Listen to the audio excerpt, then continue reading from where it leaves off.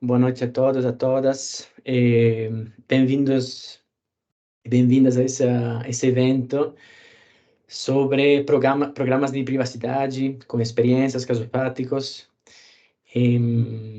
Já vejo alguns nomes de queridos clientes da Anderson Balau, amigos da Anderson Balau. Também saludo calorosamente também as pessoas que estão conosco pela primeira vez, além dos convidados que vocês já estão vendo. Para quem não me conhece, meu nome é Marco Zorzi e coordeno os projetos e programas de privacidade aqui na Anderson Balão. Gostaria, obviamente, de agradecer, primeiramente, os convidados que apresentarei daqui a pouco. E também gostaria de agradecer por possibilitar a realização desse evento o nosso sócio fundador, Dr. Balão, os sócios coordenadores, o gerente jurídico, Gil Justin, e os advogados que compõem comigo o time de privacidade, Gabriela Araújo e Bruno Marcolini, pelo esforço excepcional.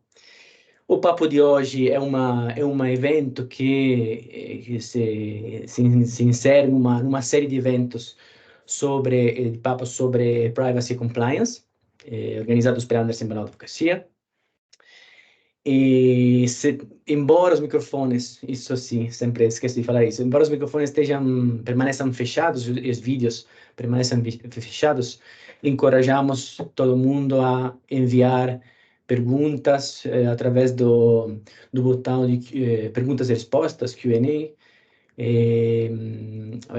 Se a gente tiver tempo de responder essas perguntas, claramente assim faremos, senão Anderson Malan vai cuidar de enviar respostas a todos e a todas. Ressaltamos também que o evento será gravado e posteriormente divulgado na plataforma oficial da Anderson Malan no YouTube. O evento terá uma duração aproximada de 1 hora, então fiquem tranquilos que sabemos que não é fácil esse horário para todos, mas vai valer a pena com certeza. E essa conversa foi pensada desde o começo como uma ponte entre especialistas de privacidade que atuam em diversos âmbitos, no âmbito da academia, no âmbito da advocacia in-house, empresa, e no âmbito do escritório da advocacia, porque nós não estamos convencidos que isso seja a melhor maneira de representar o status da privacidade de forma mais clara, de forma mais prática, de forma mais completa, para que todo mundo possa entender o que está acontecendo. E agora, com orgulho, que também apresento também os convidados que generosamente dedicaram tempo e energia na preparação desse evento. Agradeço muito, começando em ordem alfabética, com a Ana Bonassi Machado, que é advogada especializada em proteção de dados, fundadora de ótimo escritório, Bonassi Machado Advogados, no estado de Santa Catarina, com certificações e participações em cursos do IAPP, University of Pennsylvania, Data Privacy Brasil, ITS Rio, então com vasta experiência. Na sequência, temos a Érica Bacconi, doutoranda, bem-vinda, Érica, doutoranda em Direito da Regulação pela Fundação Getúlio Vargas de Rio, com mestrado também em Direito Internacional Público Europeu, conselheira titular no Conselho Municipal de Proteção de Dados do Rio de Janeiro, e também que atua, além dessa carreira acadêmica, como advogada e DPO. Também conosco o Felipe. Felipe, fico feliz que conseguiu entrar. Tivemos um pequeno problema técnico, mas sem o problema técnico esse evento não seria tão emocionante. E Senior Legal Manager, Data Protection Officer na Wildlife Studios, que é uma desenvolvedora, editora de jogos, de games, unicórnio, então com grande sucesso. Mestre em Direito pela King's College de Londres, professor convidado em cursos e autor de artigos em periódicos especializados sobre privacy e outras áreas de direito. Bem-vindos a todas e a todas mesmo. E estamos ansiosos para uma noite repleta de insights valiosos sobre privacidade. Eu acredito que nosso sócio fundador, Dr. Balão, não não se conectou, mas caso ele consiga conectar, ele talvez se desejará fazer breves saudações. Mas acho que podemos começar, então, enquanto isso, sem falta. Nossa conversa de hoje tem obviamente, como protagonista a empresa, né? O olhar da empresa, e nós sabemos bem que a empresa, às vezes, os responsáveis que atuam nessa área de proteção de dados, podem ter pouca disponibilidade de tempo, mesmo, para ter um olhar global, geral, sobre o que está acontecendo nesse mercado, nessa área de proteção de dados. É um contexto dinâmico, absolutamente dinâmico, fascinante, complexo, com atores importantes como a Autoridade Nacional de Proteção de Dados, que já está trabalhando com processos administrativos sancionadores, de fiscalização, o judiciário, que também vem sendo chamado ao tema. Pensem que só no STJ, Supremo Tribunal de Justiça, os três maiores tribunais de justiça brasileiros e primeira instância do judiciário paulista, já temos mais de 14 mil decisões relacionadas à proteção de dados. Temos um contexto global que também é muito interessante e com uma influência muito grande, porque o Brasil se soma aos mais de 140 países que têm uma regulação de proteção de dados. Claramente, tem uma cultura Brasil mais jovem, comparado com outros países, mas certamente essas influências globais têm um papel muito importante. Sem esquecer a cibersegurança, que tem que determina uma série de ameaças contínuas e sempre novas, e pelos quais o importante é cada vez mais mitigar e reduzir o risco do que zerar definitivamente. E temos também, finalmente, interseções com leis, né, com a legislação que não é, que é, por exemplo, a legislação trabalhista. Pensem, não sei, a recente lei sobre cyberbullying, que recentemente determinou a necessidade de uma coleta, manutenção de antecedentes criminais para colaboradores de instituições de ensino, também determinando obrigações para proteger esses dados. A lei de igualdade salarial, enfim, interseções com a legislação como um todo. Então, tudo isso deve ser considerado e torna essa área de privacidade ainda mais interessante. Agora começo com as perguntas. Começaria com a Érica.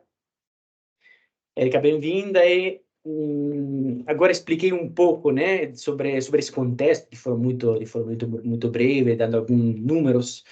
Talvez você, que liderou uma pesquisa bem mais aprofundada, empírica, pode nos ajudar a entender como as empresas estão enxergando esse contexto, como estão vendo a construção de infraestruturas e governanças e programas de governança de dados. Então, acho que isso é muito importante para, de novo, antes de passarmos a entender quais são os pilares de um programa ou um conceito específico, entendermos qual é, de novo, como a reação das empresas, do mercado. Muito obrigado, Érica. Olá, boa noite a todos e todas. Zores, obrigada pelo convite, pela oportunidade. Aqui com a roupa de advogada, de pesquisadora, a gente sempre gosta de uma oportunidade para compartilhar, né, as nossas experiências, a pesquisa. Então, é sempre, enfim, eu fico muito feliz por poder apresentar aqui alguns números. E face à sua pergunta, talvez eu fuja um pouquinho do protocolo, talvez do padrão de resposta, mas eu acho que a partir dos resultados da pesquisa que nós fizemos no NEEC, que é o Núcleo de Estudos em E-Commerce da Faculdade Getúlio Vargas, Direito Rio, sob coordenação do professor Nicolas Ingales, e também com o envolvimento dos alunos do PIBIC, né, que é um grupo de pesquisa, alunos da graduação, que nos ajudaram no levantamento dos dados, nós resolvemos levantar alguns dados da ponta do iceberg, né?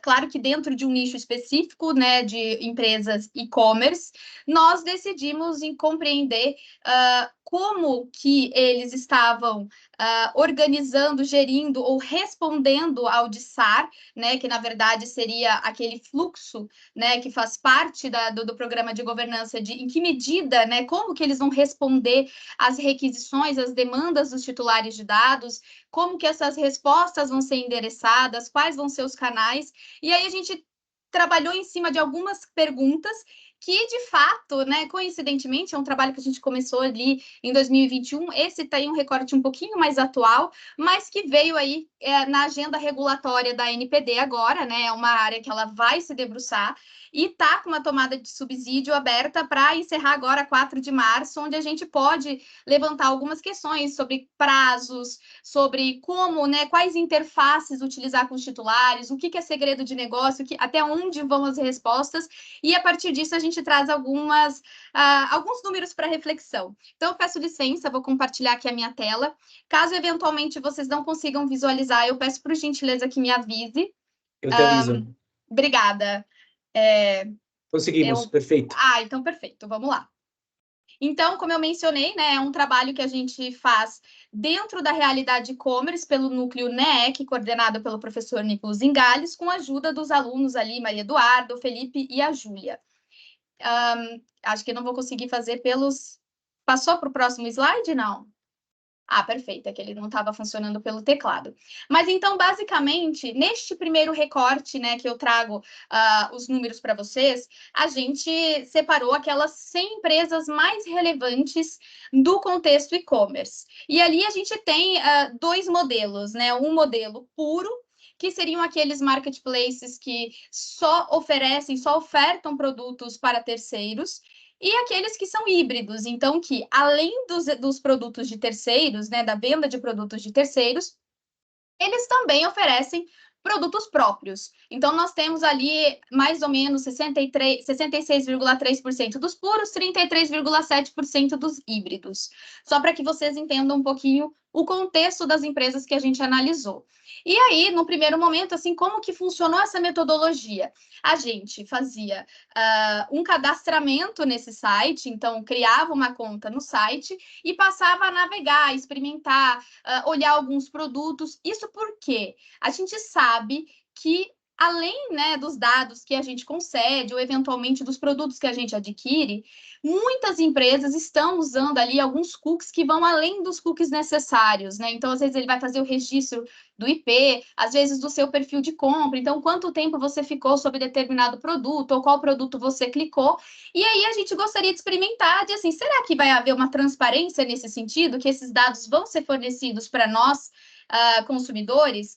Então, depois dessa experimentação, a gente faz a solicitação de acesso, eventualmente nos deparamos com um processo de comprovação de que eu, de fato, sou a titular de dado que declaro ser para receber essas informações. Essa é um dos problemas, né, que nós nas empresas, nos programas de implementação, enfrentamos, como que a gente vai fazer esse check. Eventualmente não responderam dentro do prazo, e aí a gente fez uma requisição extra para receber essas informações, e durante todas essas etapas nós fomos gerando evidências. Então, para não me alongar muito, vou trazer aqui alguns números para vocês. Então, primeiramente, qual seria a interface ou qual é o canal que estavam sendo utilizados para que a gente pudesse, de fato, acessar, contatar o DPO, né, o encarregado pelo tratamento de dados. E aí o que a gente percebe é que, na maioria esmagadora, 61,5%, foi feito por e-mail. E uma outra parcela por meio de formulário, né? Isso a gente observa muito das vezes em empresas que são maiores, né? Já vista que tem ali um budget, um recurso disponível para eventual contratação de uma empresa que vai fazer a gestão aí desse programa de SAR, né? De atendimento à requisição dos titulares de dados. Pode ser uma alternativa, mas nem sempre vai ser a melhor solução para determinadas empresas. Então, é algo que deve ser avaliado conjuntamente. E alguns outros problemas que a gente enfrentou em menor escala. Curiosamente, a questão do tempo para a primeira resposta. A esmagadora maioria, né, como vocês podem ver, responde ali nos 3 primeiros dias.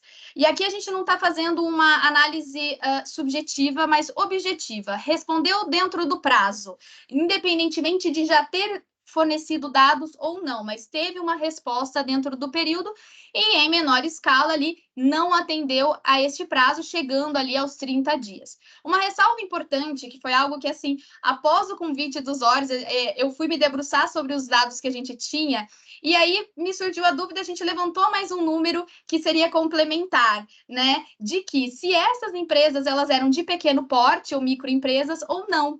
Haja vista que a gente tem a resolução número 2, que alarga os prazos de resposta, pelo menos a princípio. Então, uma parcela desse grupo que passa do prazo de 15 dias não necessariamente estaria ali descumprindo a LGPD, né, a Lei Geral de Proteção de Dados. Sobre a verificação de identidade, né? Como eu falei, é uma das dificuldades que a gente tem, uns desafios que a gente enfrenta. E, infelizmente, ali a maioria não faz qualquer reverificação de identidade. E aí, talvez, né, alguém do nosso público aqui hoje, talvez se questione: mas e se você estivesse dentro da plataforma, com login, com senha, fez a requisição e já recebeu dentro da plataforma mesmo? Isso ainda assim seria algo complicado, questionável, haja vista que, como o próprio Dr. Zorzi mencionou, existe um cenário, a gente vê constantemente na mídia, vazamentos de dados, incidentes de segurança, os golpes cada vez mais sofisticados. Então, a gente, de fato, precisa se atentar e tornar isso um pouco mais seguro para esses titulares. Então, nós tivemos ali, em 16... É meio proporcional, né? Ali a divisão dos três recorrentes, né? Então, nós temos pedidos por dados de identificação, muitas vezes o CPF, para confirmar, né? Com um número ali mascarado, né? Com aqueles xizinhos, o documento com foto, confirmação por e-mail e, em menor escala, o documento, né? A foto do documento com uma selfie, para confirmação de que é você mesmo quem está fazendo a requisição. Não vamos de novo, né? Não há uma análise crítica subjetiva sobre esses fatos. Eu só estou aqui levantando os dados objetivos e aí depois a gente pode até conversar, né, sobre essas questões com um pouquinho mais de calma. E, por outro lado, né, nós também olhamos para os avisos de privacidade. Então, de novo, eu estou aqui na pontinha do iceberg, né? Às vezes as pessoas acreditam que estar adequado à Lei Geral de Proteção de Dados é simplesmente ter uma política de privacidade no site e atender, né, ter ali o DPO nomeado, encarregado pelo tratamento de dados, e atender a essas requisições. Vai muito além disso. Mas o primeiro espelho, né, o primeiro exercício de transparência que a empresa tem com os seus consumidores, né, com os seus usuários, as pessoas que vão, de fato, contratar a empresa, seria este aviso de privacidade. E ali a gente elencou quais são os requisitos que a legislação, a Lei Geral de Proteção de Dados, pede explicitamente. Então, aqui, sem ficar fazendo aquele olhar direto que a gente tem o hábito de olhar para a GDPR, que é a legislação da União Europeia, assimilando como se fosse um requisito obrigatório também para nós, e lembrando que essas informações aqui estão sendo questionadas ali pela NPD nessa tomada de subsídio e muito provavelmente as respostas vão vir aí um pouquinho mais robustas. Então, não vou ler aqui agora, porque eu já trago os gráficos, e aí vou cuidar dos minutos que eu acho que eu já estou passando um pouquinho. Mas vamos lá. Quais são os resultados? Se há a identidade do controlador e, eventualmente, a pessoa física que representa. Então, a maioria das vezes, né, você consegue encontrar ali a razão social, né, qual é a empresa, a localização. Então, majoritariamente, né, quase 90% dos casos, nós encontramos na política de privacidade essas informações.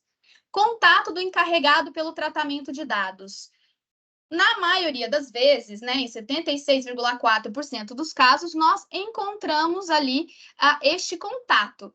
Existe uma dúvida, né? Até o encontro que eu tive a graça, né, a oportunidade de conhecer o Dr. Zorzi, a gente estava discutindo realmente se havia necessidade de identificar a pessoa física que exerce essa atividade, né, essa função de encarregado, ou se poderia, por exemplo, no caso de um as a service, como serviço, né, o DPO como serviço, se eu não posso só colocar o nome da empresa, né, o CNPJ ali, né, a razão social da empresa para ser esse contato. não temos resposta sobre isso, mas o que eu posso dizer aqui é que, daqueles que não responderam, 23,6%, novamente, graças aos ORs, a gente evoluiu um pouquinho na pesquisa e levantamos que 12% desse grupo era micro ou pequena empresa. E aí, como a gente sabe, em relação à resolução número 2, existe uma flexibilização aí em relação à nomeação do encarregado. Então, a gente não pode tomar isso como uma resposta imediata de que 23%, né, não cumpriu com esse requisito tão importante da LGPD. Sobre as finalidades, quase 90%, né, quase 88%, traz informações, embora de maneira bastante genérica, sobre quais são as finalidades, quais são as bases legais ali, mais ou menos na mesma proporção, os legítimos interesses em menor escala, e aqui é interessante também trazer ao debate, né, que o quanto eu devo mostrar, né, de quais são esses legítimos interesses, quais são as legítimas expectativas do titular de dado. Então, não houve uma exploração em nenhuma das políticas, né, a gente vê um padrão muito similar seguido por essas empresas, né, são, de fato, documentos similares que se reproduzem como esses avisos. A questão da responsabilidade dos agentes, onde 80,5% apresenta, né, quem é o controlador, eventualmente quem é o operador, então que vai ter uma responsabilidade ali em determinadas situações. Os destinatários, né, como que é a situação do compartilhamento dos dados? E aí, de novo, aquela questão que muitas vezes a gente debate dentro das empresas. O quanto essa empresa quer ser transparente, né? O que é segredo de negócio? Será que os seus parceiros comerciais devem ou não, né, serem publicizados aí para esse titular? Ou será que eu não vou colocar na política, mas se esse titular me questionar, eu trago essas respostas? Então, são questões que a gente levanta e que, de fato, nós não encontramos uma transparência efetiva nesses avisos.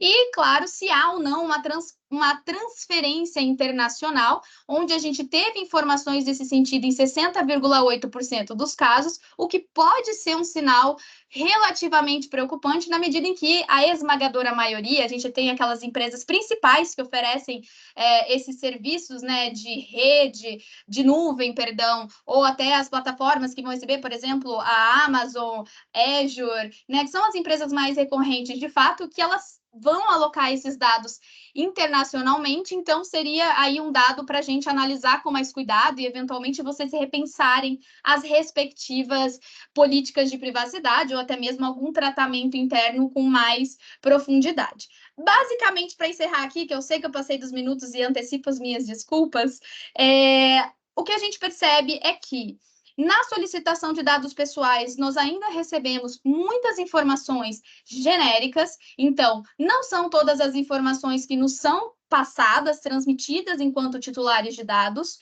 e muitas das vezes, né, sequer havia uma resposta personalizada. Então, algumas empresas simplesmente enviavam as suas políticas de privacidade ali, deduzindo que este titular não buscou informações ali online, né, na transparência que eles já forneciam como padrão. Em relação às políticas, obviamente, muitos sites tinham ali as suas políticas com link inexistente, com problemas, e talvez uma das questões mais preocupantes que seria a ausência ali da indicação ou do contato do encarregado pelo tratamento de dados. Então, assim, deixo aqui alguns insumos para essa primeira etapa para a gente debater com um pouquinho mais de calma. Muito obrigada. Muito obrigado, Érica. Acredito que nossa ideia inicial foi exatamente começar com uma pesquisa como essa, não para assustar os participantes, ainda que muitos de vocês possam sentir uma pressãozinha agora, mas para mostrar de novo o contexto, onde estamos atuando, sair um pouco dos problemas cotidianos, que são pequenas partes de um todo mais amplo, mais profundo, também do ponto de vista da estrutura da empresa legislativa. Você, Érica, justamente mencionou também aspectos fundamentais, como você falou, temos que ir além da política de privacy ou da aviso de privacidade no site. E depois você entrou em cada setor, em cada aspecto, mas isso, queria lembrar esse ponto, né? De novo, não estamos discutindo sobre formalidades, estamos discutindo sobre como deixar um programa, que é a etapa subsequente ao projeto de implementação, mais eficiente, do ponto de vista financeiro, mais coerente do ponto de vista dos times que compõem a empresa. E, sendo que isso certamente é complexo e difícil, estamos cientes disso, eu perguntaria a Ana, que está aqui conosco, né? Nesse contexto, entendo que conceitos como treinamento, conscientização, né, criação de uma cultura de privacidade na empresa é fundamental, porque senão esses conceitos são muito complexos e não são transferidos, não são transmitidos à equipe.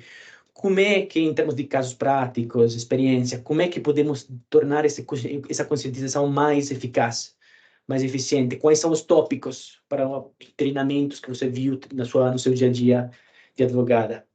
Muito obrigado.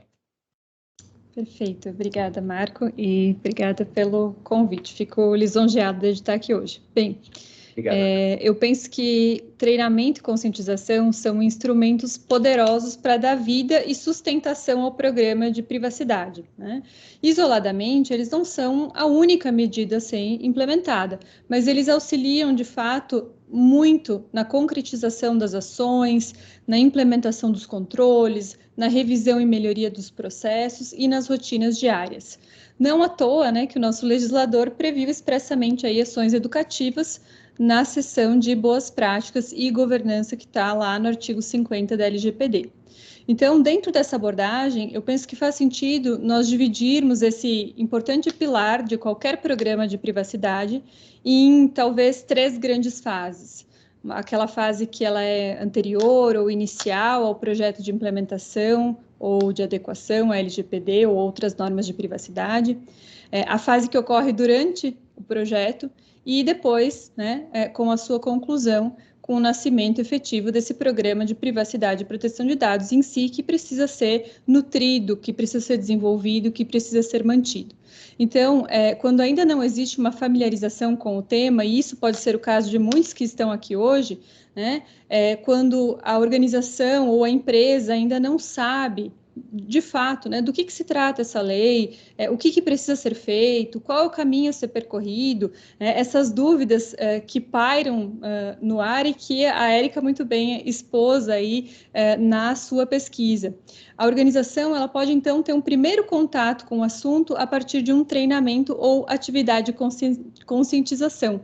É aí que começa, né? É melhor do que não ter nada. Ter um treinamento ou uma atividade de conscientização documentado já é um início, né? E que muitas vezes abre aí os caminhos para que se inicie, então, essa jornada para quem ainda não iniciou. Durante o projeto de implementação, a estruturação desse programa de privacidade, treinamentos e capacitações também são de suma relevância. E a gente sempre fala, né, Marco, que tem que ser realizado como uma ação transversal ao longo de todo o projeto. É necessário que a gente consiga desenhar uma arquitetura de projeto que seja capaz de sustentar esse programa de uma forma permanente e não apenas peremptória, ou seja, a equipe interna, a empresa, ela precisa saber do que se trata, ela precisa, de fato, ter imbuído no seu sistema de valores essas boas práticas, essas diretrizes, os princípios, os deveres que estão previstos na LGPD. Na prática, isso garante a um só tempo um programa mais abrangente, mais aproximado da realidade da empresa e também uma equipe interna que está mais capacitada para depois rodar com esse programa aí com o máximo de autonomia e independência. Então, em nossa experiência, né, tem sido muito benéfica a adoção dos treinamentos ao longo do projeto, quando ainda está se estruturando o programa, sobretudo nas etapas de mapeamento, né, que é quando a gente tira aquela, não é nem raio-x, eu vou falar aqui uma ressonância magnética dos processos que envolvem o tratamento de dados pessoais, seja o recebimento de um currículo, seja por meio da guarda de um documento, né, ou do compartilhamento, tendo em vista que esse mapeamento ele vai servir para, dentre outras coisas, formar um documento importante previsto lá na LGPD, que é o registro das atividades de tratamento de dados pessoais, que a gente chama também como ROPA, talvez vocês já ouviram falar, né? É um documento obrigatório e, ainda que simplificado, ele precisa ser realizado. Para isso, é necessário que a equipe interna da organização que está envolvida no projeto entenda o que está fazendo, por que está fazendo, como fazer.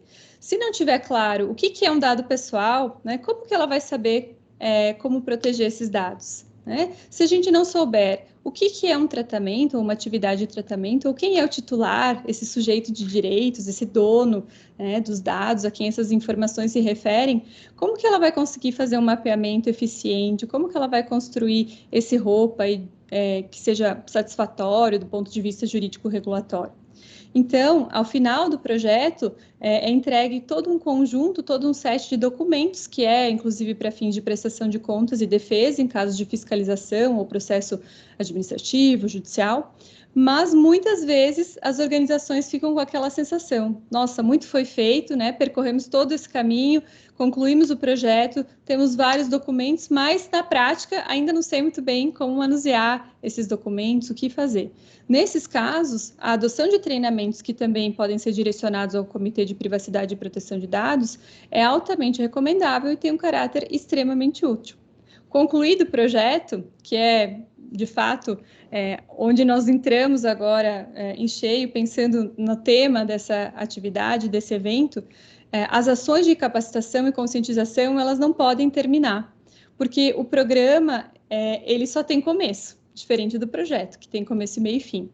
O programa, ele não tem fim, ele se estende, ele tem que ser mantido, ele tem que ser reavisado, ele precisa ser atualizado durante todo o ciclo de vida da empresa. E os treinamentos e as ações de conscientização sobre proteção de dados devem seguir como se fosse um processo permanente. Muitas vezes, os programas acabam ficando reduzidos somente ao comitê ou à área de privacidade, né, que não consegue capilarizar com efetividade essa pauta para todos os colaboradores, que acabam, por sua vez, priorizando suas tarefas, suas atividades laborais, né? Geralmente a gente tem aí um fator de tempo, que é um grande impedimento, mas a gente precisa tratar de proteção de dados. Existe, sim, uma inegável dificuldade de conscientização a respeito da essencialidade da privacidade. Portanto, o que a gente propõe é criar estratégias para integrá-la de acordo com os orçamentos de cada organização, mas integrá-la às práticas diárias, às rotinas das suas equipes. A gente recomenda sempre treinamentos em integração, em onboarding, talvez isso não seja novidade, né? Tem um novo colaborador, é importante ministrar um treinamento sobre o tema para ele, ainda que de uma forma mais simplificada, dependendo da função que ele exerce. Mas mesmo depois da integração, treinamentos e conscientização regulares são medidas essenciais para a saúde do programa. Precisa ter reciclagem anual, ou semestral, ou trimestral. A gente tem que passar por atualizações periódicas, né? Considerando que esses documentos que sustentam o programa também precisam ser atualizados, são vivos, né? A empresa ela não para no tempo e nem deve parar. Então, de nada adianta a gente fortalecer a organização quanto a documentos, se na realidade fática, nas rotinas, como o Marco muito bem pontuou, a proteção de dados não é um valor importante. É como se a gente jogasse fora aí boa parte do projeto. Então, aqui, fazendo um paralelo com outras áreas do direito, a gente pode pegar emprestado lá do direito do trabalho um princípio que é muito conhecido, que é um norteador na seara trabalhista, que é a primazia da realidade. Os treinamentos e conscientização, eles servem, então, como essas ferramentas para disseminar e reforçar as políticas e práticas de privacidade na realidade da empresa. Então, aqui a gente pode pensar tanto em treinamentos para colaboradores e até mesmo para parceiros de negócio e fornecedores que precisam conhecer essas diretrizes da organização, que precisam estar cientes até para eventualmente responder por algum descumprimento quando isso acontecer. Quando a gente pensa em programas de privacidade mais maduros, a realização dos treinamentos direcionados ou específicos são parte das rotinas, né? O Felipe talvez vai poder falar isso com muito mais propriedade, né? Estando aí dentro de uma organização, dentro de uma empresa. Esses treinamentos, eles podem tanto englobar todo o quadro funcional da empresa, né? Todos os níveis, quanto serem direcionados ou específicos para determinadas áreas ou só para o Comitê de Proteção de Dados. Então, estruturar um programa ou uma agenda de treinamentos e conscientização é algo que é recomendável se a organização busca, de fato, dar vida a esse programa que foi estruturado, a tudo que foi investido em termos de recursos financeiros, de recursos humanos. Aqui, eu destaco um framework do NIST, que é a publicação especial SP 850, que tem um modelo de 4 etapas que, junto com o SP 816, pode ser adaptado para essa finalidade, né, para elaborar um programa de treinamento e conscientização. É importante também que, ao se elaborar esse programa, a gente tenha em mente as características da equipe interna ou das áreas, o modelo de negócio, moldando as nossas estratégias, as nossas atividades e até o nosso plano de comunicação conforme as peculiaridades desse grupo, né? Existem desafios que talvez sejam inerentes a qualquer organização, que é tempo, resistências, né, das pessoas, que precisam ser superados com inteligência. Além disso, não podemos negar, nós temos aqui uma dificuldade terminológica, afinal, privacidade e proteção de dados ainda é um assunto novo, como muito bem foi ressaltado no nosso país, nós ainda estamos aprendendo, ainda estamos criando essa cultura. Então, aqui a gente precisa também ser criativo, né? A gente precisa pensar em como fazer esses treinamentos, às vezes reuniões curtas, pílulas de conhecimento, vídeos, imagens, panfletos em murais que estão no ambiente coletivo da empresa, com um QR Code direcionando para algum material, para alguma cartilha, para alguma política. Enfim, o uso da gamificação também pode ser um método de treinamento muito motivador, dependendo das características da equipe interna da empresa. Para outros, às vezes, um bônus, um brinde, um concurso, né, dentro de ações organizacionais, acaba sendo algo mais atrativo. E aí, queria trazer para vocês também um pouco dos treinamentos que a gente vê normalmente, que a gente ministra, que a gente realiza nas organizações, né? Eu acho que um dos que fala mais alto, eu sempre brinco, é a simulação do incidente de segurança, mas existem vários outros. A gente pode trabalhar com treinamento sobre gerenciamento de requisições de direitos de titulares, que foi um tema ali abordado também na pesquisa da Érica, né? Como que a gente vai fazer esse POP? A gente pode simular isso, a gente pode treinar, a gente pode se preparar para isso, né? O próprio comitê, as áreas que têm uma interface aí mais aproximada com o titular, que pode ser um SAC, pode ser um comercial, pode ser um RH, dependendo do modelo de negócio e o segmento, treinamento sobre segurança, sobre privacy by design, atividades, como eu falei, de simulação de incidentes, eu acho que tiram do papel procedimentos operacionais que tem que ser padrão, o chamado POP, e tornam tangíveis as diretrizes, os fluxos que foram desenhados nas políticas atreladas ao programa. É uma forma eficiente de se comunicar com todos os públicos, né, com todas as forças de trabalho da organização.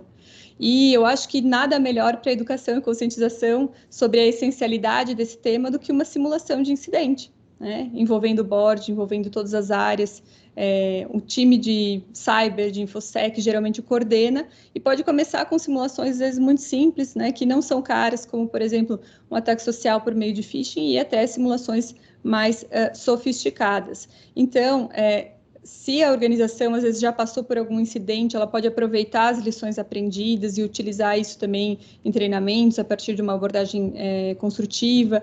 E essas atividades todas, elas exemplificam de uma forma muito eloquente para o board e para os colaboradores que tratam dados pessoais, os riscos aos quais estão sujeitos e o que precisa ser feito quando um incidente ou suspeita vier a acontecer.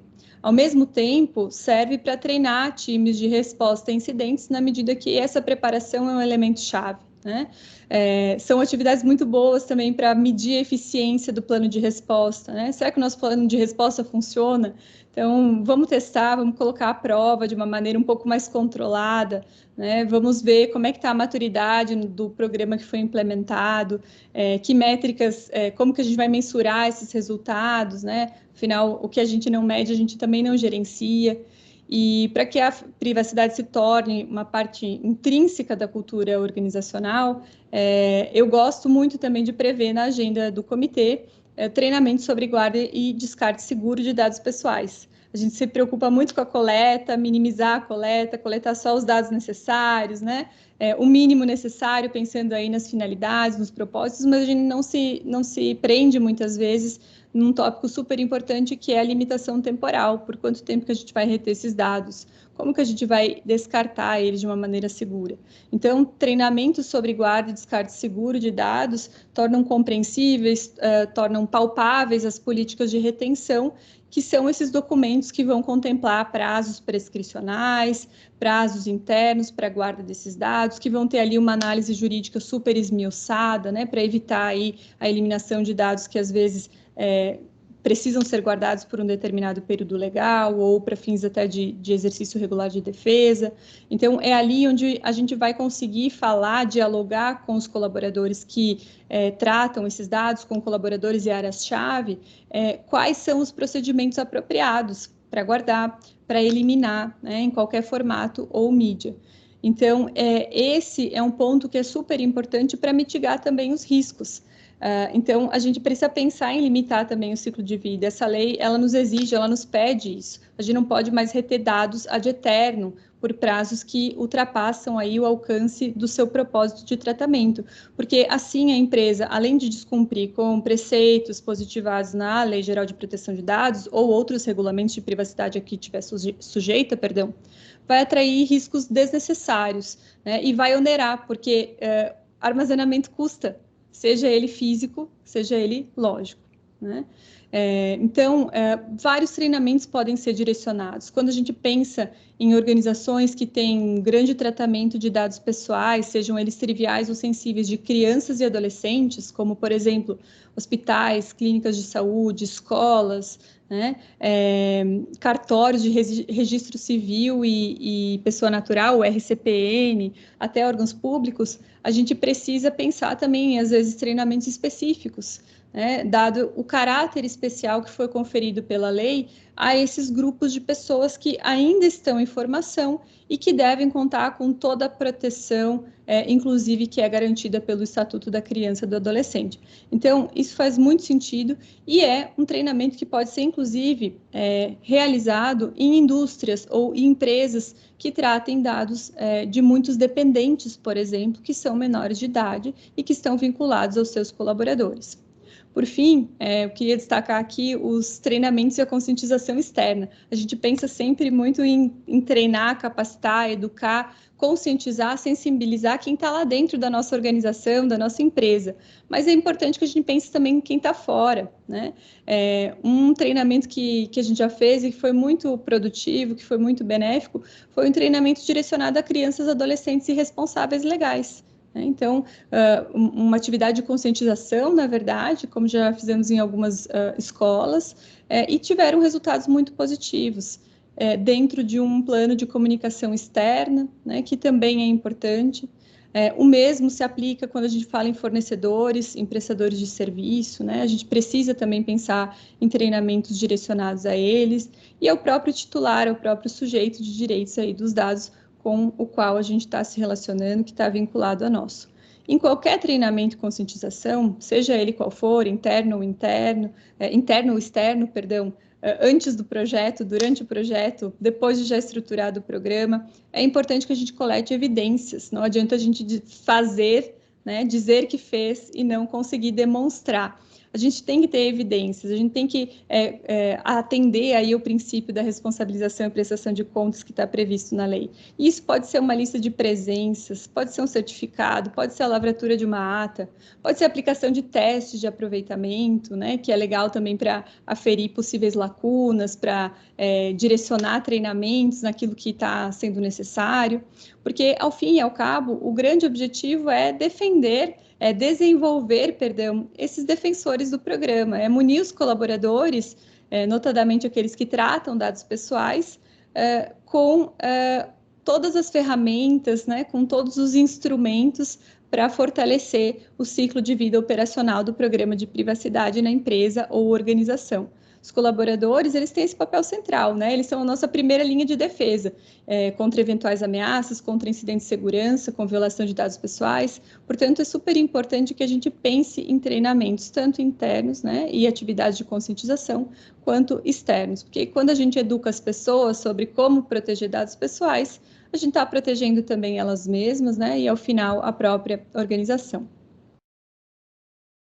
Muito obrigado, Ana. Muito obrigado. Acho que foi importantíssimo falar disso. Eu acho que também isso nos... Não, mas uma coisa rapidíssima. Obviamente, a Ana e a Erika também antes falando de conceitos que devem ser adaptados, né, à realidade de cada empresa representada no público. Então, obviamente, saibam que tem uma fase de flexibilização, de adequação desses conceitos à realidade de vocês. O treinamento em uma empresa que é totalmente remota não será possível. Não pode ser feito num lugar, provavelmente, na sede da empresa, mas deverá ser feito de forma online, automática. Enfim, muitos desses conceitos devem ser adaptados. Então, isso requer também mais uma etapa na implementação. Felipe, agora, dando um passo para trás e vendo mais o todo de novo, qual você acha, eu te perguntaria, qual você acha que deveria ser o mindset, né, estratégia, os instrumentos para construir esse programa, então, de governança, esse programa, esses pilares que seguem o projeto, qual a filosofia na mente dos responsáveis e do comitê ou do DPO? Muito obrigado. Inclusive, vi teu cachorro por 3 segundos. Tá para cima e para baixo aqui. Sim. No momento de falar, ela provavelmente ficou tímida. Ela sai, mas ela já volta. Gente, desculpa, eu acho que a câmera tá desfocada, o meu computador tá numa crise com o Microsoft Teams. Mas espero que vocês me vejam e me ouçam bem. Não se preocupe. Ótimo. Eu posso falar um pouquinho da minha experiência como advogado na Wildlife Studios, que é uma empresa de jogos. A gente desenvolve e publica jogos em mais de 180 países. A gente faz isso por meio das App Stores, por meio do iOS, iPhone e Android, os celulares que usam Android. Então, é um ambiente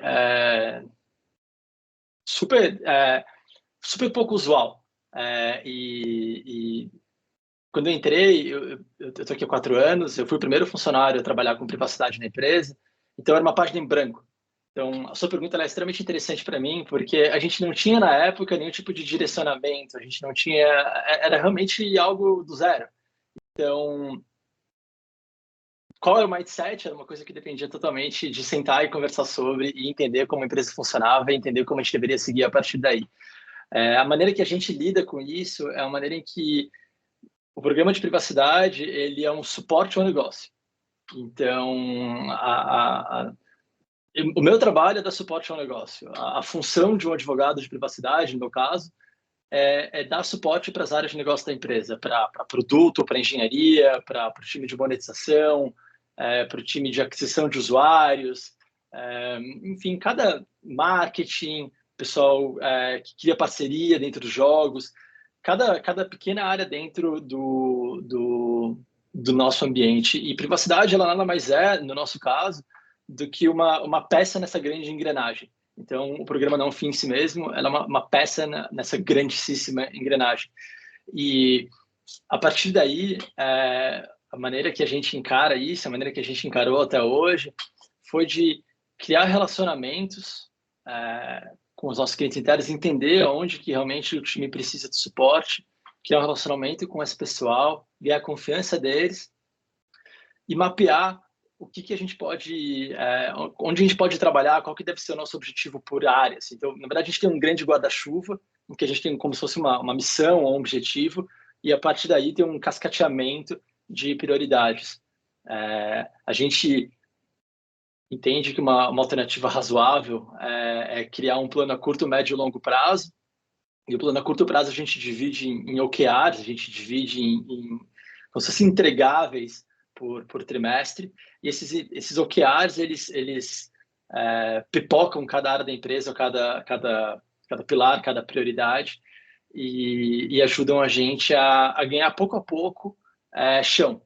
Então, naturalmente, um programa de privacidade de uma empresa em que você tem produtos e serviços diversos em vários países, a gente tem 14 entidades, presença em 18 países, você tem uma série de preocupações, segurança da informação, como é que eu vou dar suporte para esse pessoal, como é que eu vou ajudar eles, por exemplo, com treinamento de phishing, RH, como é que eu vou lidar com dados das pessoas em diversos países, como é que eu vou fazer uma survey de diversidade e inclusão em Helsinki, em Toronto, em Buenos Aires. Monetização, como é que eu vou compartilhar dados com um parceiro que está fazendo um campeonato com a gente. A ideia é a gente criar uma estrutura em que a gente possa dar suporte, ao mesmo tempo em que a gente consegue dar uma atenção quando estoura alguma bomba ou quando a gente tem alguma iniciativa nova. Então, a maneira que a gente faz isso, o mindset que a gente tenta ter, é de, pouco a pouco, nesses OKRs e afins, a gente refinar rotinas e criar rotinas que são mais escaláveis, que permitem que a gente consiga atingir o maior número de clientes internos com o menor esforço possível.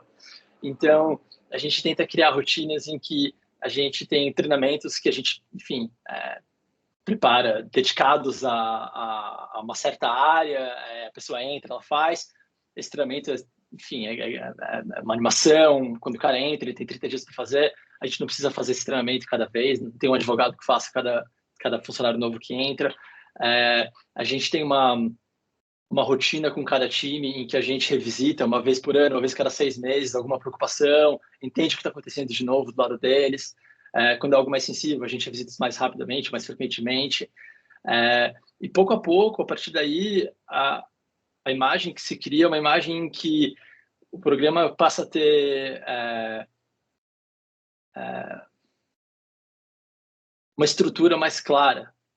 Então, a partir do momento que você vai fazendo isso pouco a pouco, você percebe que o time vai entendendo quais são as preocupações, você percebe que você já vai tendo processos cada vez mais robustos, no apresentário que estava falando sobre atendimento aos titulares.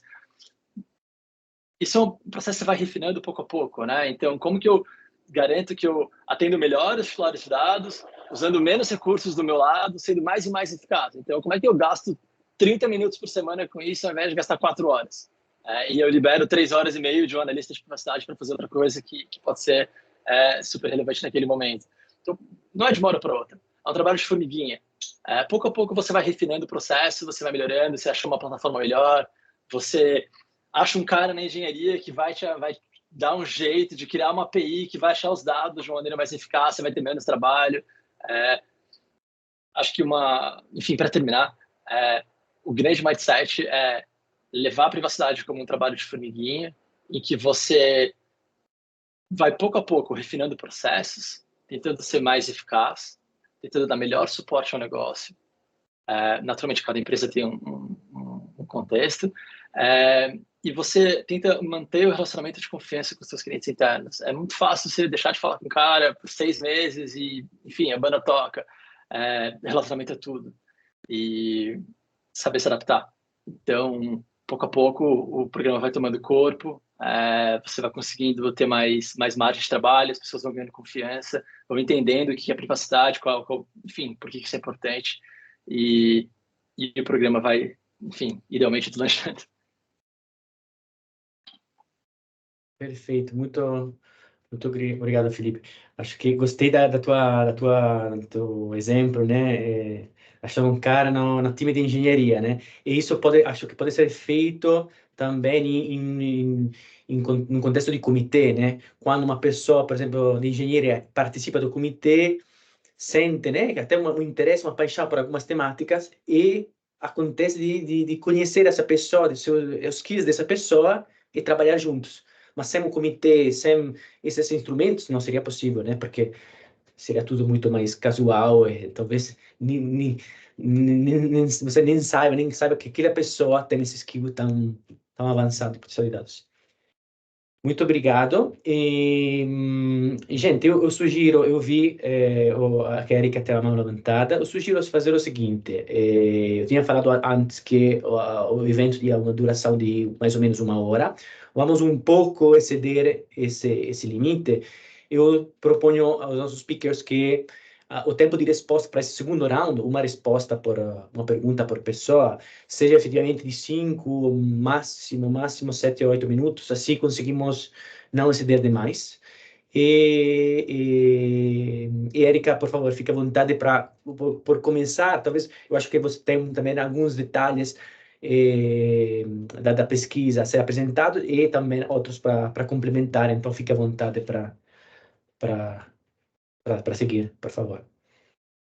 Obrigada. Eu até peço desculpas, assim, eu sei que a gente tem um tempo Não. enxuto, mas assim, eu acho que seria eu gostaria de destacar alguns pontos em relação à fala dos colegas, porque, enfim, pode interessar aos nossos participantes do evento. Primeiro que assim, Felipe, fique tranquilo, sua imagem tá ótima. Como solidária, a minha ring light aqui, ela é CLT, porque ela resolveu não trabalhar depois das 18, então, assim, estamos juntos.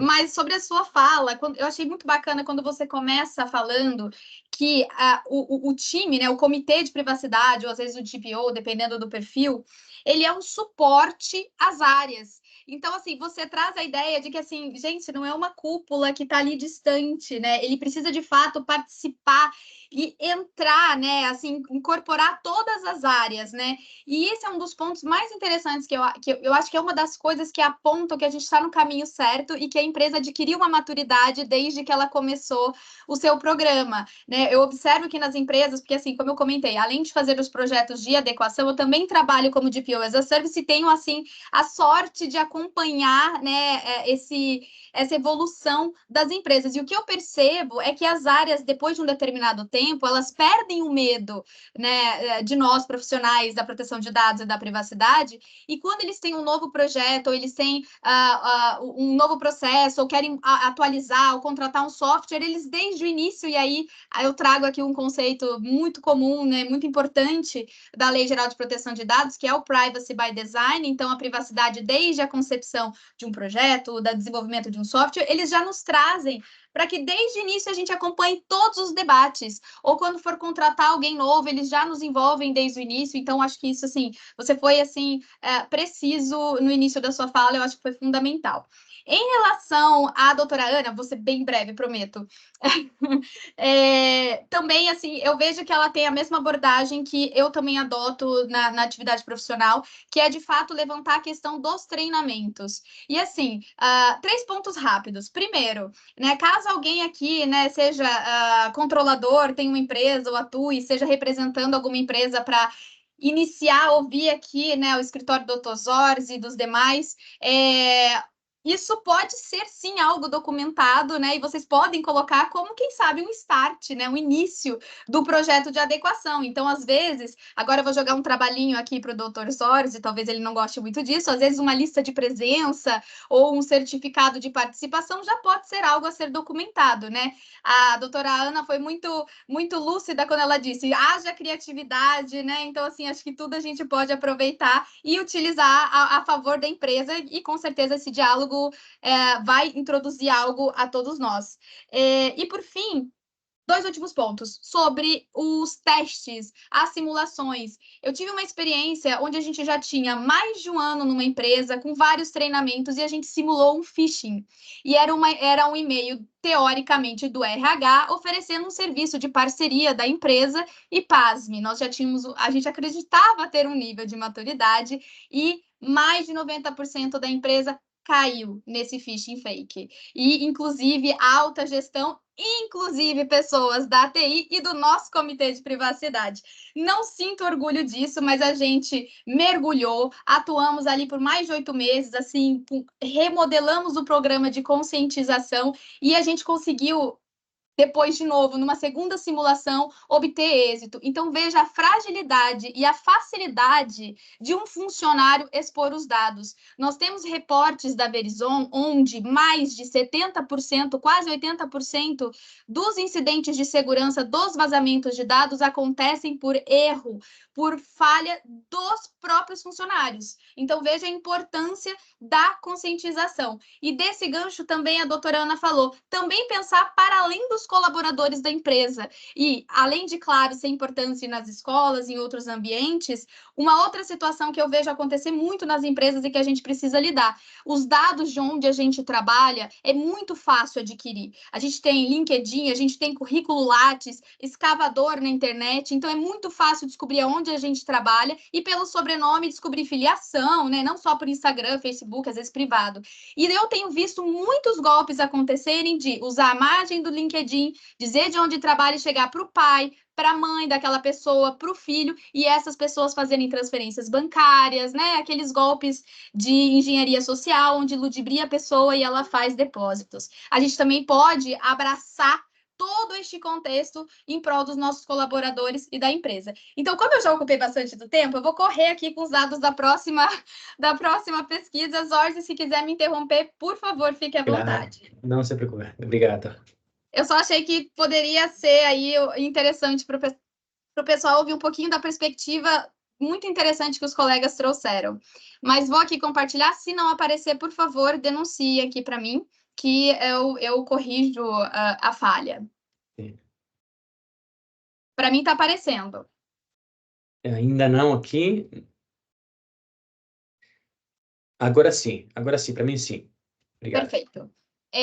Bom, então, este segundo projeto, na verdade, ele é mais longo e ele já também vem de alguns anos amadurecendo, onde nós também, novamente, dentro do recorte e-commerce, haja vista que os processos são muitos, nós olhamos para todos os processos nos tribunais brasileiros que envolvessem a Lei Geral de Proteção de Dados. Então, esquece lá as sanções administrativas da autoridade, que muito provavelmente ainda não tem braço para olhar para todas as empresas. Mas uma realidade na seara civil é a questão dos processos ali por danos morais, por indenizações materiais, por conta do que pode acontecer dentro desse contexto da proteção de dados. Então, o que a gente descobriu, né? Primeiro, eu acho que a metodologia é fundamental.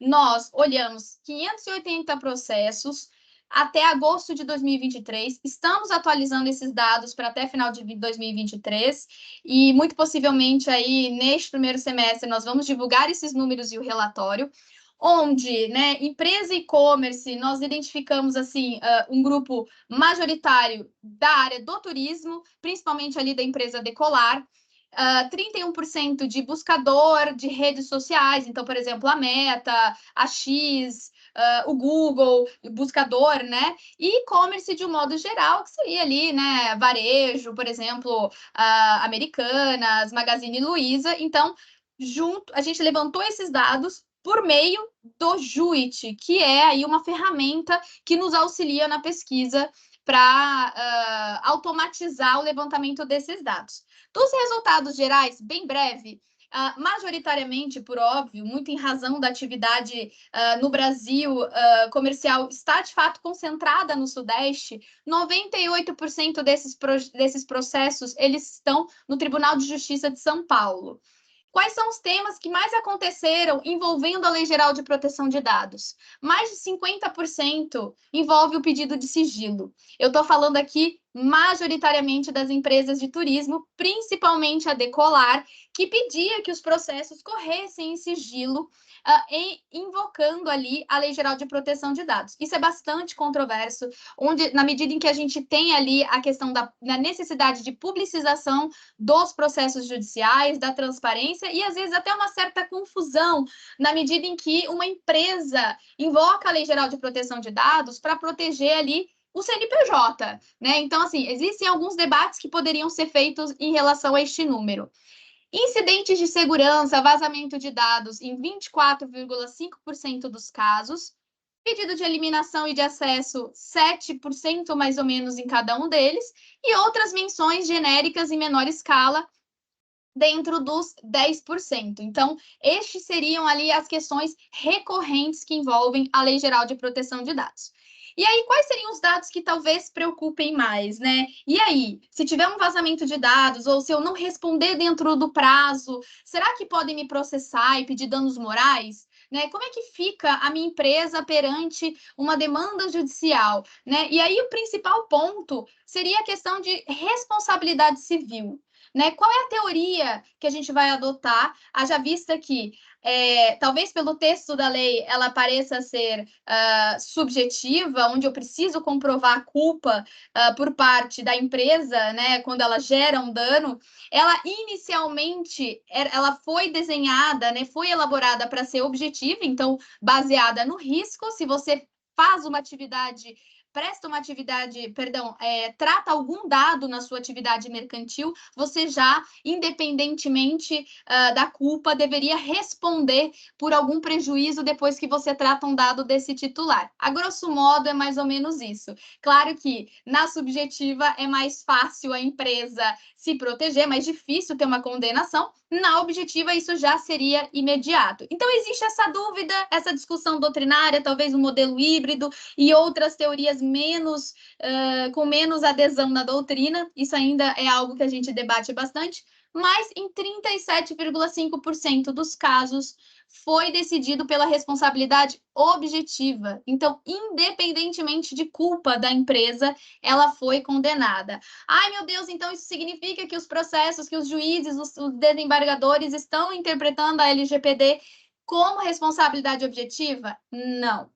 Aí vem o detalhe. A maioria dos e-commerces, a gente tem uma relação de consumo. Então, já é de praxe que, né, inclusive é expresso, né, no Código de Defesa do Consumidor, que a responsabilidade daquela cadeia de fornecedores é objetiva. Então, você precisa responder independentemente de culpa, né, na prestação dessa atividade. E quando eu falo que majoritariamente o e-commerce tem essa intersecção com o Código de Defesa do Consumidor, eu estou falando ali de quase 65%.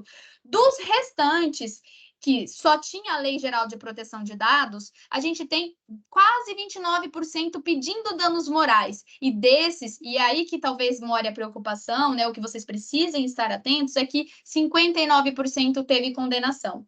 E os valores variam ali de 2,5%, de 2.500 e 10 mil reais, quando foi uma indenização individual. Numa coletiva, a gente até achou ali 20 mil reais, mas eram 1 ou 2 casos, se eu não me engano. Mas achei que não teria relevância trazer aqui. Isso tudo são parâmetros para se avaliar, né? Se eu for pensar num cenário catastrófico e não olhar para a Lei Geral de Proteção de Dados, né, para um programa de privacidade como uma oportunidade de você encontrar os gaps, otimizar as atividades, acelerar processos, cortar aquilo que não serve, inovar na sua atividade comercial, se você quiser olhar para os riscos, talvez esses números possam embasar, né, trazer ali algumas métricas para que sejam avaliadas dentro do negócio das atividades profissionais que vocês desenvolvem. Já indo para o fim, estou fazendo uma correria aí para tentar ser um pouquinho, né, ficar um pouquinho presa dentro do prazo, mas a gente tem ali, perdão, Zorzi, a gente tem aqui o cenário da inversão do ônus da prova, que é quando a empresa precisa gerar evidências daquilo que foi alegado pelo titular, né, aquela pessoa que entrou com uma ação judicial contra a empresa. Isso já é bem pacífico, já é muito tranquilo de entender no Código de Defesa do Consumidor. Então, ali, quase 20% foi concedida a inversão do ônus da prova. E na Lei Geral de Proteção de Dados, exclusivamente nos processos sem estar atrelado ao consumo, 1,5%. O que isso significa para vocês? A importância do registro, da documentação, de mostrar que se tem um programa sendo realizado. Isso tudo pode auxiliar na tese defensiva que o advogado eventualmente pode utilizar. Excludente de licitude. Como que eu posso usar para afastar a responsabilidade da minha empresa? Muitas vezes, em especial quando a gente fala aí de golpe cibernético, né, de ataque às redes de computadores, né, vazamento de dados por meios maliciosos, normalmente a alegação é de que foi uma culpa exclusiva de terceiros, né? Ou como eu comentei ali no comecinho da minha fala sobre o phishing, né? Então a pessoa enganada entrega os dados, né? Eu achei que eu estava falando com o meu gestor e concedi acesso a uma pasta confidencial da empresa, né? Isso aí é culpa exclusiva da vítima? Será que isso desonera a responsabilidade da empresa? Então, ali, exclusivamente pautada na Lei Geral de Proteção de Dados, em 2,7% dos casos foi exitoso essa requisição, essa alegação. Dano presumido. Preciso provar que a pessoa que está entrando, o titular de dados que teve seus dados vazados, teve prejuízo? Majoritariamente, os tribunais têm se mostrado dessa forma. Eles querem que seja demonstrada aos danos sofridos pela vítima que pede ali danos morais. Mas em 1,9% dos casos, isso não foi requisitado e o juiz determinou que sim haveria uma indenização pelo simples fato de ter um vazamento, uma exposição. A adequação prévia ainda é muito tímido, de novo, importância do registro, de ter um programa estruturado, né? Começando assim, quem ainda não começou o seu programa de educação, de adequação, começar amanhã, né? Hoje, só 2,4% alegou e apresentou isso em juízo. Então, muito provavelmente, conforme nós formos amadurecendo enquanto sociedade, com os profissionais, nós vamos ter mais perícias técnicas e mais requisições nesse sentido nos tribunais. E, por fim, né, olha como isso é novo, como a gente está aprendendo, né? Às vezes a gente fala assim, meu Deus, eu não sei nada, mas você não é o único, né? A gente está aprendendo, os juízes também estão aprendendo. Eles vêm de carreiras tradicionais, estão iniciando, muitas vezes não conhecem ainda a lógica da Lei Geral de Proteção de Dados e se confundem com uma questão básica, né? Eu imagino que os colegas se posicionam e compreendam da mesma forma que eu, mas independentemente de se tratar de dados pessoais sensíveis, por exemplo, dado de saúde, filiação política, sindical, independentemente de ser esses dados mais críticos, né, passíveis de ter discriminação, qualquer dado pessoal, se for exposto, né, se for ofendido, se alguns dos meus direitos forem ofendidos, eu tenho direito à indenização. Mas os tribunais ainda, né, os juízes, os desembargadores ainda não têm este conhecimento. Então, em 27,6%, o dano moral foi afastado por não serem dados pessoais sensíveis e críticos. Então, é uma amostra de que não só a gente precisa sensibilizar dentro das empresas, mas também a sociedade, o titular de dados, entender quais são os novos direitos, né, que ele agora faz jus, mas também preparar, né, esses instrumentos, esses profissionais do judiciário, para que eles também consigam ali atender da melhor forma as nossas requisições, de fato, atender aos nossos direitos. Basicamente, assim, coloquei aqui super acelerado, mas se precisar, no final a gente conversa mais um pouquinho. Obrigada. Muito obrigado, Érica. Muito obrigado pela apresentação na primeira parte, por essa super importante. Muito obrigado. Eu acho que, pelo tempo à disposição, devemos encerrar um pouco antes. Deixaria concluir o Felipe com uma última ideia. Não teremos tempo depois de fazer mais uma pergunta ou resposta. Mas, Felipe, você mencionou, então, sobre esse conceito de lançamento de produtos e serviços que já tenham uma privacy como uma parte, como um aspecto já em compliance, né? E pode compartilhar, às vezes, talvez algumas experiências e lições aprendidas nesse caminho de incluir a privacy desde o começo e não deixar ela como última, né, como uma assinatura de um contrato, mas já resolver as coisas antes. E acho que com isso, ao público que está nos seguindo, muito obrigado, até 1h15 de evento, mas agradeço desde já, e essa será a nossa conclusão. Então, Felipe, muito obrigado. Claro. Como uma empresa de jogos, a gente tenta lançar uma média de, enfim, alguns jogos por ano. A grandíssima dificuldade para a gente sempre foi garantir um certo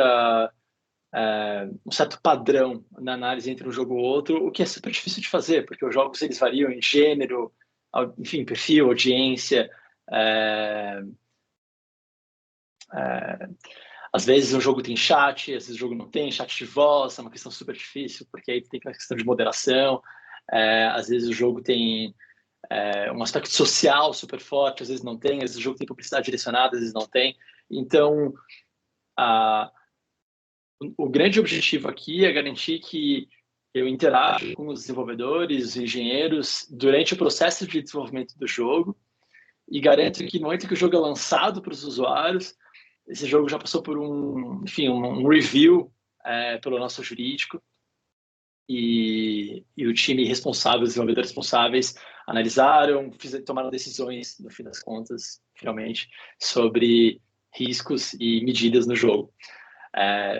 Um pouquinho mais de contexto, a gente tem acho que 5 ou 6 estúdios satélites que desenvolvem jogos, e cada um deles tem um pipeline de alguns jogos de desenvolvimento, e fora isso a gente tem um estúdio interno também que desenvolve jogos aqui dentro de casa na Wildlife. Para garantir que a gente não tenha que fazer um trabalho do zero cada vez, que seria um terror, a gente criou checkpoints ao longo do processo de desenvolvimento. Então, quando o jogo vai para uma parte de protótipo, a gente dá uma olhada, entende se vai ter publicidade, não vai, o que vai ser o grande churn do jogo, se vai ser uma interação social muito forte, se vai ser um jogo que não tem nada social, não coleta dados, se vai ser um jogo que depende de subscrição, por exemplo, para monetizar, ou se depende de publicidade. Essa receita, ela varia a cada jogo, e se a gente for fazer isso do zero, fica super complicado. Então, para que a gente torne isso escalável e que a gente mantenha o mesmo padrão, a solução que a gente tomou aqui dentro da Wildlife foi de parametrizar esses checks. Então, basicamente, a gente tem um espelho. E a gente, por exemplo, quando a gente vai fazer um PIA, uma análise de privacidade, enfim, de risco, a gente checa o jogo contra critérios pré-definidos. Então, vai ter chat? O chat de texto, de voz? Qual que é o gênero? Tem aspectos sociais fortes? Tem publicidade contextual, publicidade direcionada?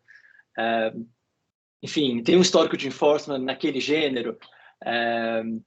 Com base nisso, a gente consegue identificar o risco e a gente consegue passar para os times quais são os flags, quais são as regras das App Stores que a gente precisa seguir, as regras, enfim, ao redor do mundo que são mais importantes para a gente.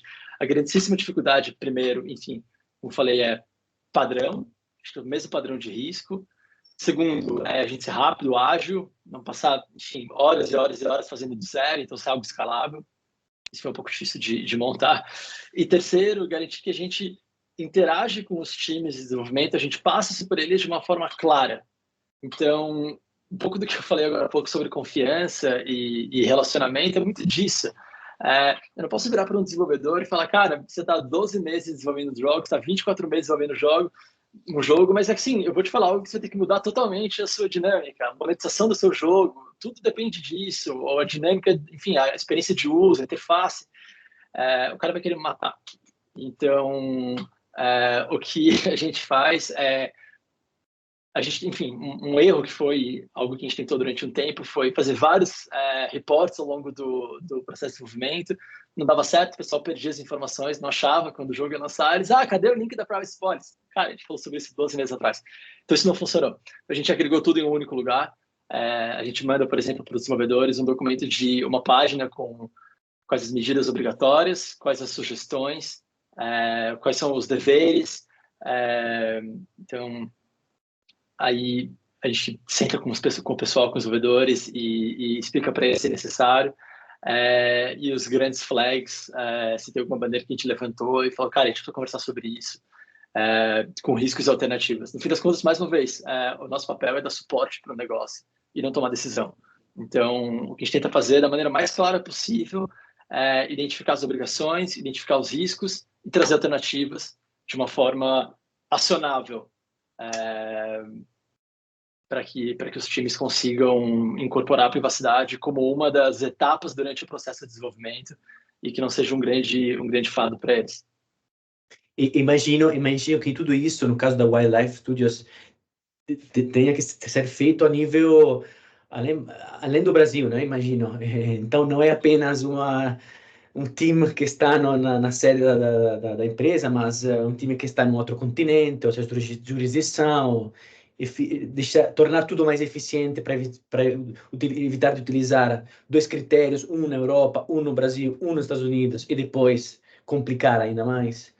Esse é um super desafio, e é exatamente isso. Então, o X da questão é como você faz esse equilíbrio entre regras que às vezes são contraditórias entre si, times que têm culturas diferentes, desenvolvedores que vieram de empresas com culturas totalmente diferentes também, que também tem uma relevância tremenda, e como é que você entrega para o usuário um produto no final que leve tudo isso em consideração.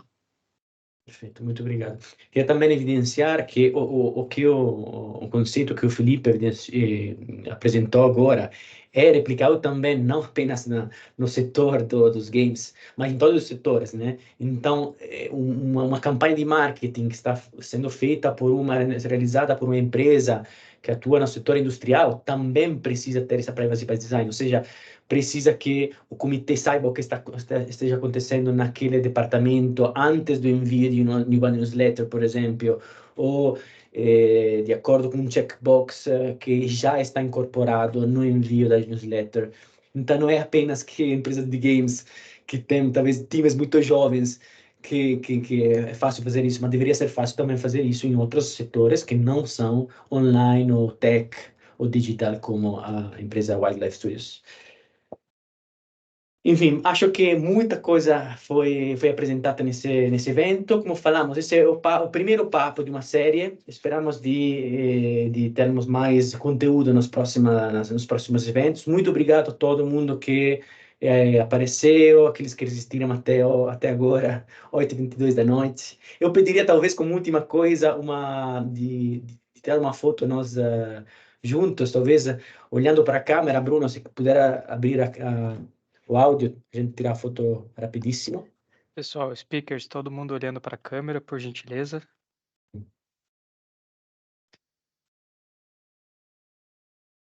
Muito obrigado. Perfeito. De novo, obrigado aos nossos convidados pelo tempo, energia, disponibilidades. Obrigado ao público, obrigado a todos que organizaram esse evento. Obrigado convidados, obrigado por ter apresentado com PowerPoint, ser preparado para esse evento. Ficamos muito agradecidos por esse esforço, pela qualidade, sobretudo, das respostas. E tentaremos replicar com igual qualidade nos próximos eventos, com outros convidados da mesma qualidade, esperamos, como aquele de vocês. Muito obrigado a todos. Super prazer. Obrigado, Marco, Ana, Érica. Obrigado, pessoal. Abraço a todos. Foi uma satisfação. Boa noite a todos. Boa noite, obrigada.